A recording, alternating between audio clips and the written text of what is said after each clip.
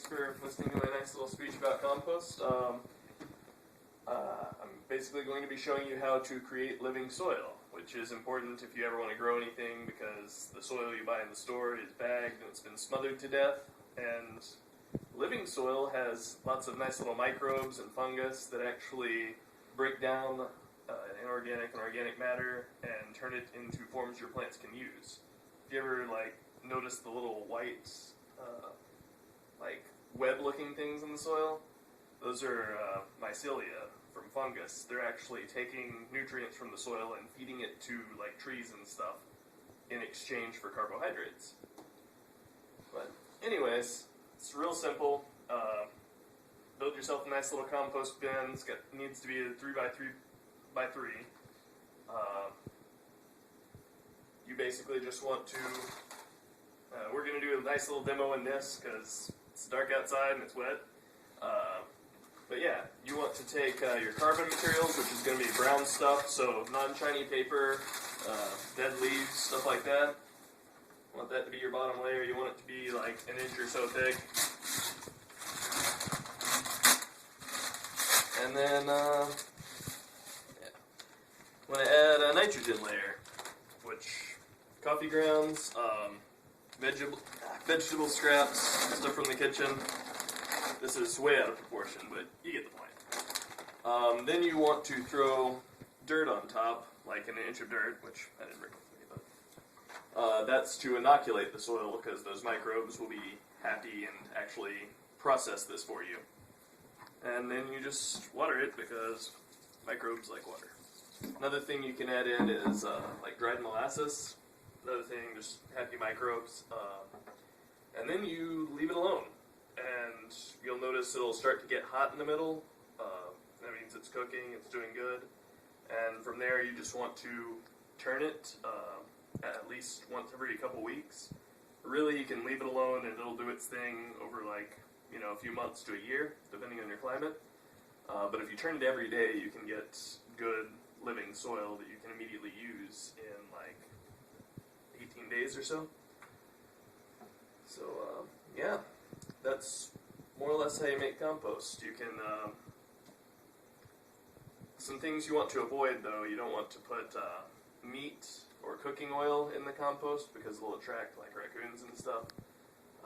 You don't want to use, if you have plants that have died to disease or whatever, you don't want to put them in the compost because it'll spread the disease. Same thing, herbivore manure is really good for compost. Carnivore manure is really bad for compost because it'll have worms and stuff in it and spread disease. Again, bad. You also want to be pretty generous with the dirt or use some other kind of inoculant if you're building something that's off the ground. Most compost piles, you just throw them on the ground and have a little bit. But than that, you can also do vermicompost where you just feed it all to worms and they will make worm poop. And worm poop is really good. It has a nice balance of nutrients and microbes from their guts.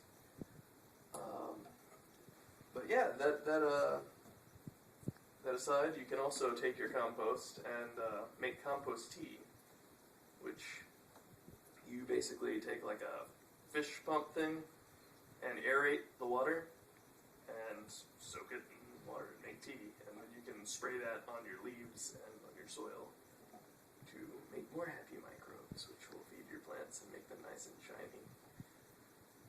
But yeah. Are you open to questions now?